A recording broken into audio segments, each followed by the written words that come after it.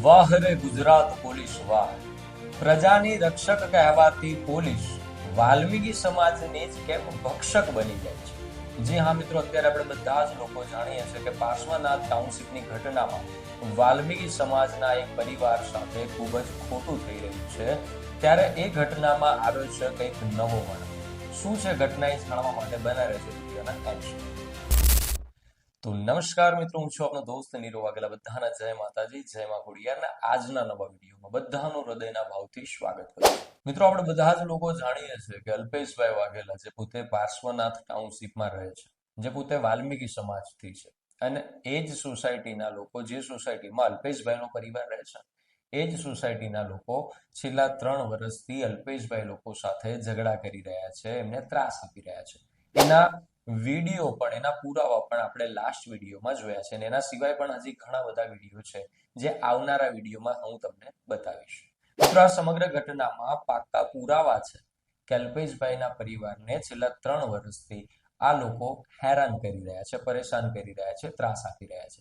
અને આનાથી કંટાળીને છેલ્લે અલ્પેશભાઈ લોકોએ ન્યાય માટે પોલીસ તંત્ર ઉપર ભરોસો કરીને કૃષ્ણનગર પોલીસ સ્ટેશનમાં ફરિયાદ કરવા જાય છે, જ્યાં ખાલી ને ખાલી એમની કાચી અરજી ઉપર એક અરજી લેવામાં આવે છે, અને પછી એમ કહેવામાં આવે છે કે અમે થોડા દિવસમાં એનું આગળની કાર્યવાહી કરીશું. અને આ સમગ્ર ઘટનાના 10 દિવસ પછી, પોલીસ કેસ કર્યાના 10 દિવસ પછી કૃષ્ણનગર પોલીસ ચોકી, એટલે કે બાપા સીતારામ ચોક પાસે જે પોલીસ ચોકી આવે છે, જે કૃષ્ણનગર પોલીસ સ્ટેશનની હદમાં આવે છે, ત્યાંથી અલ્પેશભાઈના પરિવારને એવો કોલ કરવામાં આવે છે કે તમે જવાબ લખાવવા માટે આવી છે. આખો પરિવાર સાથે મળીને જવાબ લખાવવા જાય છે. ત્યારે એમ કહે છે કે તમને આજે નહીં પણ કાલે બોલાવ્યા હતા. ફરીથી બીજા દિવસે લોકો કાલે જાય છે. બીજા દિવસ પણ એમનો એનો એ જવાબ આવે છે કે અત્યારે સાહેબ હાજર નથી, કાલે આવજો. આવી રીતે સતત 3 દિવસ એમને ધક્કા કરાવ્યા પછી ચોથા દિવસે પોલીસ અધિકારીનો એવો કોલ આવે છે કે અત્યારે અર્જન્ટમાં ફરિયાદીને અહીંયા હાજર કરો, નહીં તો પછી અમે ગાડી લઈને એને ઘરે લેવા આવીશું. અને આ ઘટના હું કહું અને તમારે માની લેવાનું એવું પણ નથી. અલ્પેશભાઈએ એના પાકા પુરાવા મારા સુધી પહોંચાડ્યા છે. જી હા મિત્રો, આવો આપણે સાંભળીએ પોલીસ અધિકારીનું કોલ રેકોર્ડિંગ. હાજી સાહેબ. ફોન કરો બેન ના. હા સાહેબ, એમાં એવું છે ને કે ઘરે કોઈ ફોન છે નહીં, અને નાનો ભાઈ કોઈ ઘરે છે નહીં, તો તમે કેટલા વાગે આજુબાજુ સાહેબ? કરો ને. સાહેબ આજુબાજુમાં તો ઠીક છે, પણ સાહેબ તમે કેટલા વાગ્યા સુધી મને મળો છો? 11 વાગે ના મળીએ ને યાર. હા તો મિનિમમ તો 9, 9:30, 8:30 સુધી મળીએ અમે તમને. 8:30 સુધી મળો હો ને? હા, હા જો સાહેબ, મારી ટ્રાય ચાલુ જ છે, પણ કોઈ એટલે જ એ તમને રીતનું બોલતો. નથી, એટલા માટે. બાને બોલાયો તો નિકાલ કરી દો તમે. ના ના, વાત તમારી બરોબર સાહેબ. શું કરશો હવે? ના, હું તો મારું હું જો પ્રયત્ન સાહેબ કરી. ના આપો મને ચાલુ રાખો. હા, હું પ્રયત્ન કરી રહ્યો. કાલે બા આયા હતા સાહેબ ત્યાં. હેલો, હાજી સાહેબ. તમારા બા હમણાં આવીને ગયા, એમને 6-7 વાગે કીધું તું હા કોન્ટેક્ટ કરાવો, સામેવાળા આવ્યા છે, હા ફટાફટ આવો. હા હા. તો વાત. આજુબાજુ કોઈને ફોન કરો, હા હા. પણ નજીકમાં સાહેબ, કોઈ ફોન કરો, બાને મોકલી આપો. ના ના સાહેબ, આજુબાજુમાં કોઈનો કોન્ટેક્ટ નંબર છે જ નહીં. અમે ત્યાં ન્યૂ 3 વર્ષ થયા રહેવા આવ્યા, એટલા માટે. અરે કોઈ નહીં મારે ભાઈ, આજુબાજુમાં નજીકમાં કોઈ હગાવાલું નહીં તમારું? ના ના સાહેબ, કોઈ નથી એટલે તો. તમે 3 વર્ષથી તો હશો, કોઈ જોડે સંબંધ જ નહીં બનાવ્યા તમે? ના ના ના સાહેબ, અમે અમારું ઘર, નોકરી ધંધો ને અમારું ઘર ખોલ્યું. નંબર તો હોય જ ના હોય. અમે સાહેબ સવારે 6:30 નીકળી જઈએ, રાતે 11 વાગે આવીએ સાહેબ. એ હું જઉં છું, ચલો તમારા ઘેર બાને લેવા માટે. મિત્રો, તમે આ કોલ રેકોર્ડિંગમાં સાંભળ્યું કે અલ્પેશભાઈના પરિવારને, અલ્પેશભાઈના મોટા ભાઈની સાથે એ પોલીસ અધિકારી વાત કરી રહ્યા છે કે તમે તમારા માતૃશ્રીને પોલીસ ચોકીએ મોકલો જવાબ લખવા માટે. એ વ્યક્તિ પોતે છૂટક મજૂરી કરે છે, પોતે હજી આજના મોડર્ન જમાનાની અંદર પણ સાયકલ ચલાવે છે, ગરીબ પરિસ્થિતિનો પરિવાર છે. એ વ્યક્તિ છેક દુધેશ્વર સાઈડ છે, જે નરોડાથી ઘણું દૂર છે. ત્યાંથી એ વ્યક્તિ એવું કહે છે કે ભાઈ હું બહાર છું, મારો નાનો ભાઈ બહાર છે, અને મમ્મી ઘરે એકલા છે, મમ્મી પાસે મોબાઈલ નથી. તો એ પોલીસ અધિકારી એવું કહે છે કે તમે આડોશ પાડોશમાં ફોન કરો, તમે ગમે તે કરો, પણ અત્યારે ને અત્યારે માજીને અહીંયા મોકલો. હવે આડોશ પાડોશમાં સારા સંબંધ હોય તો એ લોકોને આવી રીતે પોલીસ સ્ટેશનના પગથિયા ચડવા પડે ખરા?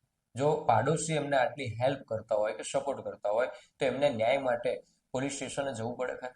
અને આના સવાલમાં પાછા પોલીસ અધિકારી એવું કહે છે કે એવું હોય તો હું ઘરે આવીને લઈ જાઉં. હવે આવો ક્યાંય ન્યાય મેં હજી સુધી જોયો નથી કે પોલીસ વાળા ફરિયાદીને પકડવા આવે, આરોપીને નહીં, ફરિયાદીને ઘરે લેવા આવે કે ભાઈ તમે આવીને જવાબ લખાવો. અને એમાં પણ જ્યારે દાદીને પોલીસ ચોકી પર લઈ જવામાં આવે છે ત્યારે પોલીસ અધિકારીઓ દ્વારા એમને એવું પ્રેશર આપવામાં આવે છે કે તમે ગમે તે કરીને આ કેસને, આ અરજીને પાછી લઈ લો, નહીં તો પછી અમે તમારા ઉપર ઊંધી કાર્યવાહી કરી ઊંધા કેસમાં ફસાવી દઈશું અને આખી રાત તમને બધાને લોકઅપમાં રાખી દઈશું. જેના નાના નાના બાળકો છે, માજીની ઉંમર 60 વર્ષ ઉપરની છે, એ માજીને પોલીસ અધિકારીઓ ગુસ્સામાં ગરમ થઈને એવું કહી રહ્યા છે કે તમે લોકો આ અરજીને પાછી ખેંચી લો, નહીં તો પછી અમે લોકો તમને બધાને લોકઅપમાં રાખીશું. અને એની સામે એ આરોપી લોકો પોલીસ ચોકીની સામે બહાર બેઠા છે. કે દરેક લોકોને છેલ્લો ભરોસો એક પોલીસ ઉપર હોય છે કે જ્યારે અમારી સાથે ખોટું થશે તો અમને બચાવવા માટે, અમારી રક્ષા કરવા માટે પોલીસ આવશે.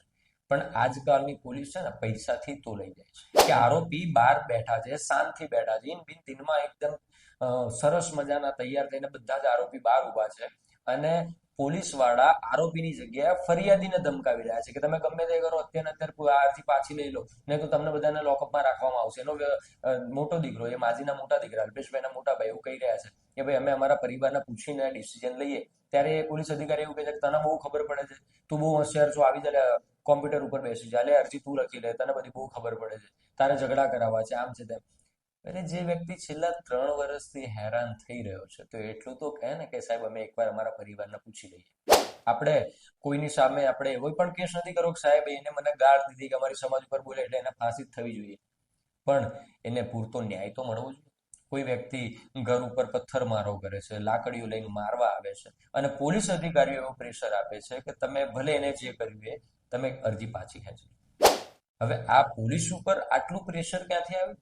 આ ખૂબ જ મોટો સવાલ છે. શું પોલીસને પૈસાથી ખરીદી લેવામાં આવી છે કે પછી પોલીસને કોઈ એવા સમાજના પ્રેશર આપવામાં આવે છે કે પછી પોલીસ ઉપર એવું કોઈ પોલિટિકલ પ્રેશર આવી ગયું છે કે જે વ્યક્તિએ આવો આરોપ કર્યો છે, જેના પાકા પુરાવા છે, એની આગળ કાર્યવાહી કરવાની જગ્યાએ પોલીસ વાળા ફરિયાદીને ધમકાવી રહ્યા છે કે તમે આ કેસ પાછો ખેંચી લો. મિત્રો, આવી બધી ઘટનાઓ ત્યારે બનતી હોય છે જ્યારે સમાજમાં એકતા નથી હોતી.